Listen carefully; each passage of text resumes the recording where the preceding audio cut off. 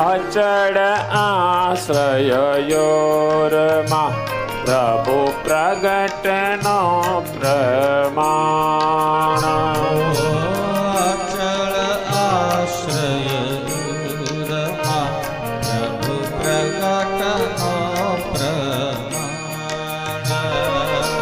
એવા જન જે જગમાં તે પામે પરમ કલ્યાણ.